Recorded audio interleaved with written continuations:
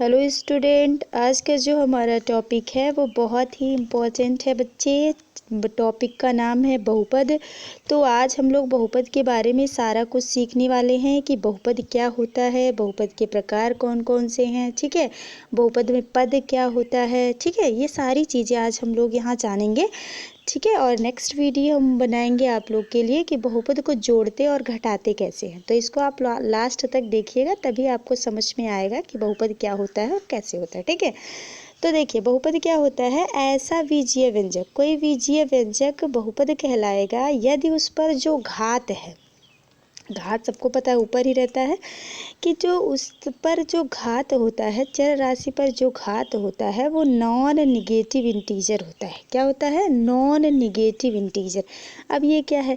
तो आपको पता है कि इंटीजर क्या होता है। इंटीजर में अगर हम क्या ले लें, होल नंबर्स को ले लें और निगेटिव नेचुरल नंबर को ले लें, यानी कि पूर्ण संख्याओं को ले लें, ठीक है, सभी पूर्ण संख्या और जो ऋणात्मक प्राकृतिक संख्या होती है, ठीक है, ऋणात्मक प्राकृतिक संख्या जो होती है उसके समूह को ही हम क्या कहते हैं?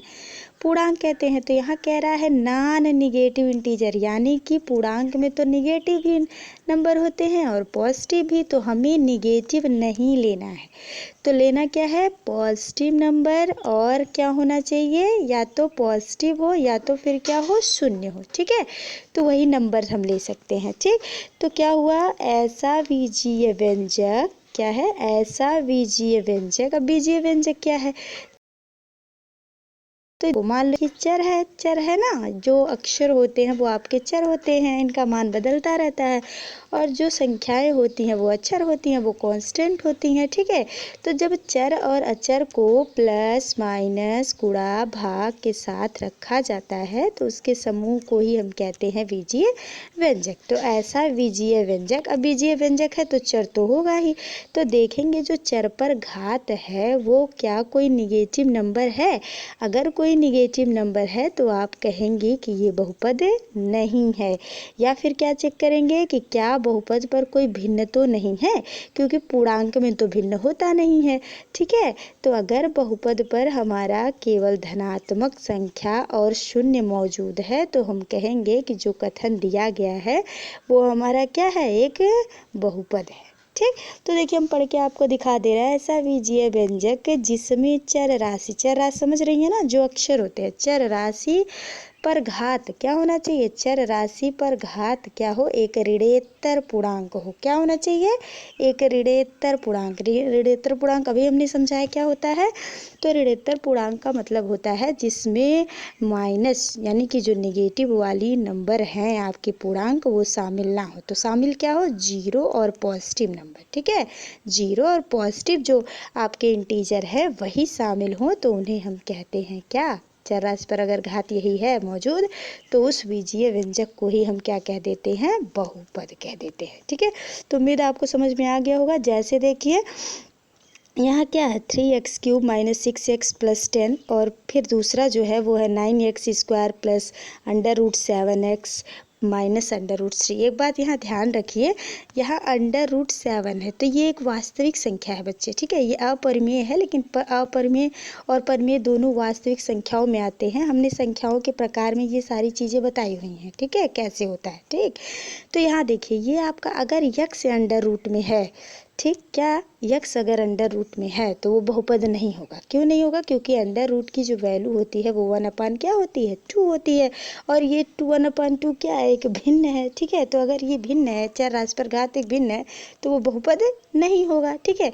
लेकिन अगर ये √7 है तो √7 है तो ये बहुपद होगा, क्योंकि हमें देखना ये है कि चर राशि पर घात जो हो वो क्या हो? नॉन निगेटिव इंटीजर हो, ठीक है।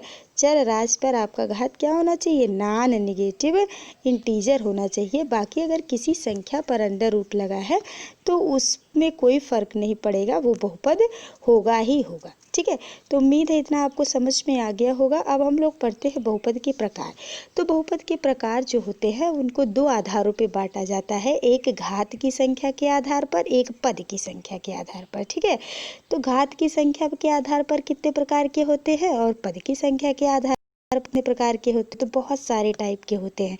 तो देखिए, पहला जो होता है घात के आधार पे वो होता है रैखिक बहुपद, जिसको कहते हैं लीनियर पॉलिनोमियल, ठीक है। दूसरा होता है द्विघात बहुपद यानी कि क्वाड्रेटिक पॉलिनोमियल। तीसरा होता है त्रिघात बहुपद, ये होता है आपका क्यूबिक पॉलिनोमियल। चौथा होता है चतुर्घात बहुपद, जिसको कहते हैं बाई क्वाड्रेटिक पॉलिनोमियल, ठीक है। अब देखिए इसका डिफिनीशन कैसे देते हैं, ठीक है। तो डिफिनीशन ये होता है कि ऐसा बहुपद जिसमें चर राशि पर अधिकतम घात, ठीक है। अब यहाँ देखो, जब घात के आधार पे हम बताएंगे ना, तो हमें बहुपद में ये नहीं देखना है कि पद कितने हैं, हमें देखना है घात क्या है, ठीक है। चर राशि पर घात सबसे ज़्यादा क्या है, उसी के आधार पे हम बहुपद का प्रकार बताएंगे। जैसे मान लो कि ये है एक बहुपद, ये एक बहुपद है ना, तो इसमें चर राशि पर अधिकतम घात कितना है, 3 है ना, तो ये क्या होगा आपका त्रिघातीय बहुपद हो जाएगा, ठीक। अगर मान लो यही नहीं होता, ये नहीं होता, ये नहीं होता, इतना ही बस होता 6x + 10, तो इस पर चर राशि पर घात अधिकतम क्या है, 1 है, तो ये कैसा बहुपद हो गया, रैखिक बहुपद हो गया। अगर अधिकतम घात 2 होगा तो क्या हो जाएगा, द्विघात बहुपद। और अगर अधिकतम घात 3 है तो क्या हो जाएगा, त्रिघात बहुपद। और 4 है तो चतुर्घात। ऐसे जितने घात अधिकतम दिखेंगे उस आधार पर उतने घात का वो बहुपद हो जाएगा, ठीक है। तो यहाँ देखिए हमने लिख रखा है कि ऐसा बहुपद जिसमें चर राशि पर अधिकतम घात कितना हो, 1 हो। ये हमने केवल रैखिक बहुपद की परिभाषा दी है, बाकी आप ऐसे ही कर लीजिएगा, ठीक है।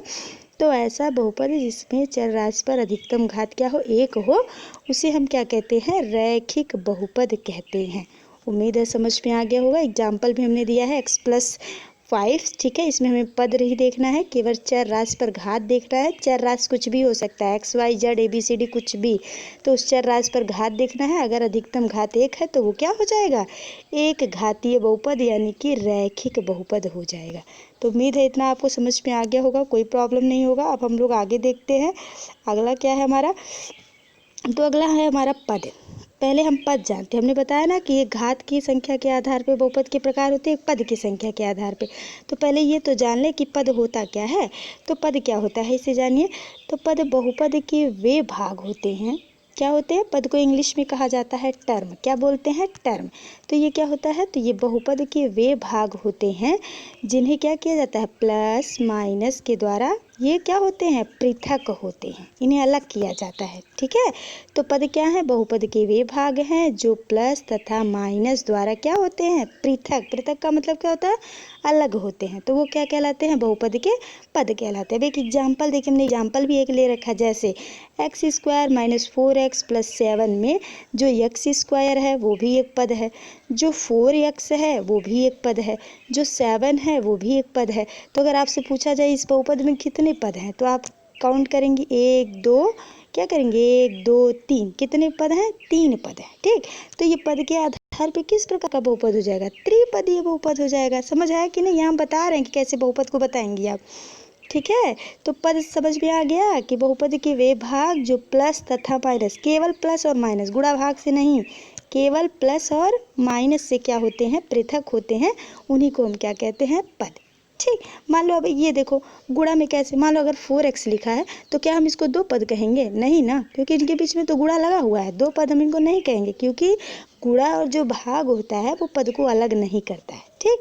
अलग कौन करता है, प्लस और माइनस। तो प्लस और माइनस जो जिनको भी अलग करता है वो उनके क्या कहलाएंगे, पद कहलाएंगे, ठीक। अब पद के आधार पर बहुपद कितने प्रकार का होता है, तो देखिए पदों की संख्या के आधार पर एक पदीय बहुपद, द्विपदीय बहुपद, त्रिपदीय बहुपद, चतुर्पदीय बहुपद, और एक होता है शून्य बहुपद, और एक होता है अचर बहुपद, ठीक। तो एक पदीय बहुपद क्या होता है, तो ऐसा बहुपद, हमने एक की परिभाषा लिख दी है, बाकी आप लोग ऐसे ही लिखेंगे परिभाषा, बस केवल जहाँ एक पद है वहाँ एक पद, दो द्विपद का लिखेंगे तो 2 पद, त्रिपद का लिखेंगे तो त्रिपद, बस सेंटेंस में यही बस चेंजिंग आएगा।